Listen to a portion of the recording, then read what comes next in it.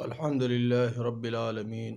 والصلاة والسلام على سيد الأنبياء والمرسلين محمد وعلى آله وصحبه أجمعين اما بعد۔ آج انشاءاللہ اس مجلس میں عدت کے بارے میں کچھ باتیں، چند مسائل اس کے عرض کیے جائیں گے۔ عدت کے لفظی معنی الاحصاء کے ہیں، یعنی شمار کرنا، اور فقہ اور شریعت کی اصطلاح میں عدت اس انتظار کو کرتے ہیں جو شوہر کی وفات کے بعد یا اس کے طلاق دینے کے بعد عورت کے اوپر لازم ہوتی ہے۔ اس میں کئی مسائل ہیں۔ بنیادی طور پر ایک عدت وہ گزرتی ہے جب طلاق واقع ہو جاتی ہے عورت کے اوپر، اور دوسری عدت اس وقت لازم ہوتی ہے جب شوہر کی وفات ہو جائے۔ پہلے ہم طلاق کی عدت کے بارے میں کچھ باتیں عرض کریں گے، اس کے بعد وفات کی عدت کے بارے میں عرض کریں گے۔ یہ بات پہلے ہی عرض کر دوں کہ عدت کے اکثر احکام خود قرآن مجید سے ماخوذ ہیں۔ اگر کسی شوہر نے اپنی بیوی کو طلاق دے دی ہے اور وہ عورت ایسی ہے جس کو حیض آتا ہے، تو ایسی صورت میں قرآن مجید نے اس کی عدت 3 حیض مقرر کیے ہیں، بشرطے کہ وہ مدخول بہا ہو یا خلوت صحیحہ واقع ہو چکی ہو۔ چنانچہ قرآن مجید میں ارشاد فرمایا گیا، اعوذ باللہ من الشیطان الرجیم، بسم اللہ الرحمن الرحیم، والمطلقات یتربصن بانفسہن ثلاثۃ قروء، کہ مطلقہ عورتیں 3 حیض تک انتظار کریں گی۔ اور اگر کوئی ایسی عورت ہو جس کو خلوت صحیحہ سے پہلے،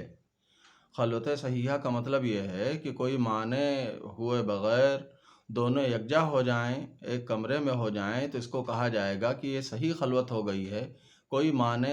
موجود نہ ہو جو ان کو یکجا ہونے سے روک سکے تو اس کو خلوت صحیحہ کہا جاتا ہے۔ تو اگر خلوت صحیحہ سے پہلے یا دخول سے پہلے کسی شوہر نے طلاق دے دی ہو تو ایسی صورت میں عورت کے اوپر بالکل ہی عدت نہیں ہوتی ہے۔ قرآن مجید میں اس کے بارے میں ارشاد فرمایا گیا، وَإِن طَلَّقْتُمُوهُنَّ مِن قَبْلِ أَن تَمَسُّوهُنَّ فَمَا لَكُمْ عَلَيْهِنَّ مِنْ عِدَّةٍ تَعْتَدُّونَهَا، اگر تم نے دخول سے پہلے ان کو عورتوں کو طلاق دے دی تو ان کے اوپر کوئی عدت نہیں ہے جو ان کے اوپر گزارنی لازم ہو۔ اور اگر دخول کے بعد طلاق دی گئی لیکن اس عورت کو حیض بالکل نہیں آتا، یا تو اس وجہ سے کہ ابھی وہ بالغ نہیں ہوئی ہے، یا اس وجہ سے کہ اس کی عمر زیادہ ہو گئی ہے، حیض آنا بند ہو گیا ہے، تو اگر اس طریقے کی عورت کو طلاق دے دی گئی ہو تو ایسی صورت میں اس کی عدت 3 مہینے ہوگی۔ اس کے بارے میں بھی قرآن مجید میں ارشاد فرمایا گیا، وَاللَّائِي يَئِسْنَ مِنَ الْمَحِيضِ مِن نِّسَائِكُمْ إِنِ ارْتَبْتُمْ فَعِدَّتُهُنَّ 3 أَشْهُرٍ وَاللَّائِي لَمْ يَحِضْنَ، کہ جن عورتوں کو حیض آیا ہی نہ ہو یا جن کے حیض سے مایوسی ہو گئی ہو تو وہ 3 مہینے عدت گزاریں گی۔ اب یہ جو 3 مہینے ہوں گے، اگر کسی مہینے کی، چاند کی مہینے کی 1 تاریخ کو طلاق دے دی گئی ہے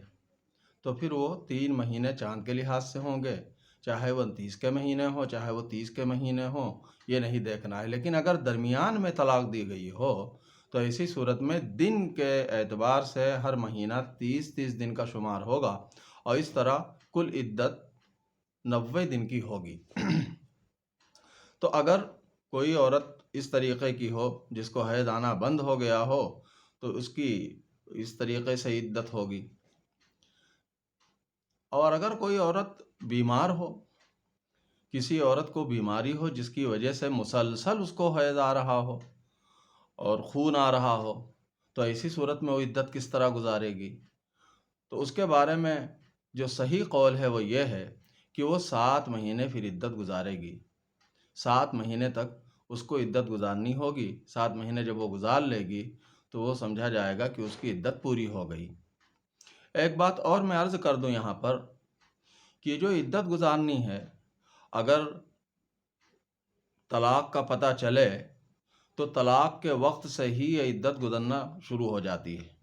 اور طلاق کا اگر پتہ نہ چلے تب بھی طلاق کے وقت ہی سے عدت گزرنا شروع ہو جاتی ہے۔ یہاں تک کہ اگر کسی عورت کے پورے ایام گزر گئے اور بعد کو پتہ چلا کہ شوہر نے پہلے طلاق دے دی تھی اور اس کے 3 حیض گزر گئے یا مہینے سے عدت گزارنی تھی تو 3 مہینے اس کے گزر گئے، تو ایسی صورت میں اس کی عدت کو گزرا ہوا مانا جائے گا۔ تیسری شکل یہ ہے کہ جس عورت کو طلاق دی گئی ہے وہ عورت حمل سے ہو۔ اگر کوئی عورت حمل سے ہے، اس کو طلاق دی گئی، تو اس کی عدت وضع حمل ہے، چاہے اس میں پورے 9 مہینے لگ جائیں، اور چاہے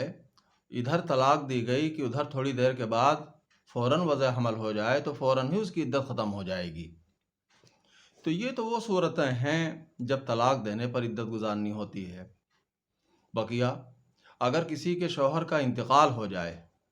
تو وہ عورت اگر حاملہ ہو تو اس کی عدت وضع حمل ہے، یعنی ولادت کا ہو جانا، فوراً ہی اس کی عدت گزر جائے گی۔ اس کے بارے میں بھی وہی آیت کریمہ ہے، وَأُولَاتُ الْأَحْمَالِ أَجَلُهُنَّ يَضَعْنَ حَمْلَهُنَّ، حمل والی عورتوں کی عدت یہ ہے کہ وہ وضع حمل کر لیں۔ لیکن اگر وہ حاملہ نہیں ہے تو پھر اس کی عدت 4 مہینے 10 دن ہے،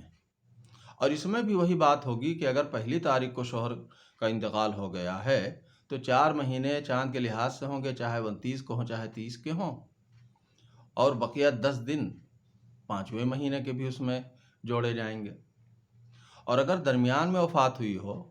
تو ایسی صورت میں پھر ہر مہینہ 30 دن کا جوڑا جائے گا، اور پھر اس طریقے سے کل 130 دن اس کو عدت گزارنی ہوگی۔ ایک بات اور یاد رکھنے کی ہے کہ جو عدت گزارنی ہوتی ہے، اگر مطلقہ رجعیہ ہو، کسی عورت کو طلاق رجعی دی گئی ہو، تو وہ تو زیب و زینت وغیرہ سب اختیار کر سکتی ہے۔ بقیہ جو عورتیں ہوتی ہیں، چاہے وہ مطلقہ ہوں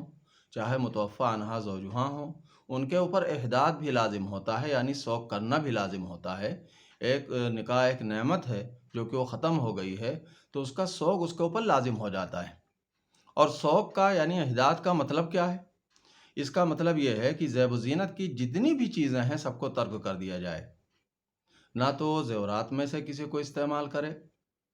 نہ تو وہ بھڑکیلے کپڑے پہنے، نہ تو وہ چوڑی وغیرہ جو ٹائپ کی چیزیں ہیں اس طرح کی کسی چیز کو پہنے۔ البتہ بہت سے جگہوں پہ رواج ہے کہ جب شوہر کا انتقال ہو جاتا ہے تو اس کی چوڑیاں توڑی جاتی ہیں، تو یہ توڑنے کی کوئی ضرورت نہیں ہے، بس ان کو نکال لینا چاہیے۔ پہننا بہرحال ان دنوں میں چوڑیوں کا جائز نہیں ہے، اور اس کا خلاصہ پورے کا یہی ہے کہ زیب و زینت کی کوئی بھی چیز اختیار کرنا، کپڑے کوئی سفیدی پہننا لازم نہیں ہے۔ اگر رنگین بھی کپڑے ہیں لیکن وہ پرانے ہو چکے ہیں، رنگ ان کا اڑ چکا ہے، تو ان کو بھی پہنا جا سکتا ہے۔ جہاں تک عدت کے دوران پردہ کرنے کا تعلق ہے تو اس میں اسپیشل طور سے پردے کے لیے کوئی الگ سے حکم نہیں آیا ہے۔ جن مردوں سے پہلے پردہ تھا انہی مردوں سے بعد میں بھی پردہ رہے گا، اور جن مردوں سے پہلے پردہ نہیں تھا ان سے بعد میں بھی پردہ رہے گا۔ جن مردوں سے پردہ نہیں ہوتا ہے وہ کون کون ہے؟ وہ ہر اس طرح کا مرد ہے جس سے کبھی بھی نکاح کرنا جائز نہیں ہوتا ہے۔ اس میں کون آتا ہے؟ اپنے بھائی آتے ہیں، اپنے بیٹے آتے ہیں، باپ، اسی طریقے سے بھتیجے، بھانجے، اسی طریقے سے یہ جو عورت ہوتی ہے، کوئی عورت ہو تو اس کا داماد بھی اس کے محارم میں شامل ہوتا ہے۔ ان لوگوں سے پردہ نہیں ہوتا ہے۔ اور پردہ کن لوگوں سے کیا جاتا ہے؟ اس میں جیٹھ، دیور، چچا زاد بھائی، ماموں زاد بھائی، پھوپھی زاد بھائی، یہ سب آتے ہیں۔ لیکن اگر کسی گھر میں عورت ہے اور وہاں ان زاد بھائیوں کی آمد و رفت کثرت سے ہے، یا جیٹھ اور دیور کی آمد و رفت کثرت سے ہے، تو یہ نہیں ہے کہ بالکل ان سے الگ رہنا اس کے اوپر ضروری ہے، بلکہ اس میں چہرہ ان کے سامنے ظاہر کر سکتی ہے، ہتھیلی اپنی ظاہر کر سکتی ہے، البتہ ہاتھ کھولنا، بال کھولنا، اس کی سب کی اجازت نہیں ہوتی ہے۔ جب تک اس حالت میں ہے، عدت جب تک عورت گزار رہی ہے، سوگ اس کو منانا پڑ رہا ہے، اس درمیان میں اس کے لیے تیل لگانا بھی ممنوع ہوتا ہے، چاہے خوشبودار ہو چاہے بغیر خوشبو کا ہو۔ اسی طرح سرما اور کاجل وغیرہ لگانا بھی ممنوع ہوتا ہے۔ البتہ اگر آنکھ میں درد وغیرہ ہے اور سرما لگانے کی عادت ہے، اس کے بغیر نہیں مٹتا ہے، تو وہ پھر آنکھ میں سرما لگا سکتی ہے۔ اور اگر سر میں بال بہت زیادہ الجھ گئے ہیں جس کی وجہ سے ضرورت ہو گئی ہے ان میں کنگھی وغیرہ کرنے کی، تو پھر بغیر خوشبو والا تیل لگا کے کسی موٹے دندانے والی کنگھی کے ذریعے سے بالوں کا جو الجھاؤ ہے اس کو ختم کیا جا سکتا ہے۔ اس میں عدت کے دوران میں باہر نکلنا ممنوع ہوتا ہے، لیکن اگر کوئی عورت بیمار ہو جائے تو ڈاکٹر اور حکیم سے علاج کرانے کے لیے جا سکتی ہے۔ اسی طریقے سے اگر جس گھر میں، اصل تو یہ ہے کہ شوہر کے گھر میں عدت گزاری جائے، اگر وہ گھر ایسا ہے کہ اس میں عدت گزارنا ممکن نہیں ہے، وہاں اپنی عزت و عصمت کو خطرہ ہے، یا کوئی اور پریشانی ہے، یا وہ گھر بہت کمزور ہے جہاں عدت نہیں گزاری جا سکتی، یا وہاں پر کوئی موجود نہیں ہے جن کے ساتھ رہا جا سکتا ہے، تو وہاں سے قریبی جگہ جو اس کے متعلقین رہتے ہیں وہاں بھی جا کے عدت وہ گزار سکتی ہے، تو اس کے لیے بھی وہ نکل سکتی ہے۔ اگر کوئی عورت ایسی ہے جس کے شوہر کا انتقال ہو گیا، عدت و گزار رہی ہے، لیکن کھانے پینے کا کوئی سامان شوہر نے نہیں چھوڑا، جس کی وجہ سے کسب معاش کے لیے باہر نکلنا پڑتا ہے، تو اس کے لیے بھی نکلنے کی اجازت ہے۔ ایک مسئلہ یہ بہت لوگ پوچھتے ہیں کہ کیا اس طرح کی عورت اگر کوئی اپنے قریبی اعزاء میں سے کسی کا انتقال ہو جائے یا وہ بیمار ہو جائیں تو کیا ان کی عیادت کے لیے جا سکتی ہے، یا کسی کا انتقال ہو جائے تو کیا اس میں شرکت کر سکتی ہے؟ تو دیکھیے، اصلاً فقہا نے اس کی اجازت نہیں دی ہے، لیکن چونکہ مرض وغیرہ کے موقع پر نکلنے کی اجازت دی ہے، اس پر قیاس کر کے کہا جا سکتا ہے کہ اگر اس کو بہت بے چینی ہو جائے، بغیر چین نہ ہو، اتنے قریبی عزیز کا انتقال ہوا ہو جیسے باپ بھائی وغیرہ، تو پھر ایسی صورت میں وہ چلی جائے، لیکن اس کا اہتمام کرے کہ دن دن کو جائے اور رات کو واپسی کر لے۔ تو یہ چند باتیں ہیں ہم نے جو عدت کے متعلق عرض کر دی، بقیہ اس کے مسائل میں تو بہت باریکیاں بھی ہوتی ہیں، بڑے تفصیلی مسائل اس کے ہوتے ہیں، ان میں سے کوئی چیز پیش آئے اور کوئی ضرورت ہو تو اس کو کسی عالم دین سے سمجھ لینا چاہیے، جو اچھے عالم دین ہو، یا کسی کتاب میں پڑھ لینا چاہیے۔ وآخر دعوانا الحمدللہ رب العالمین۔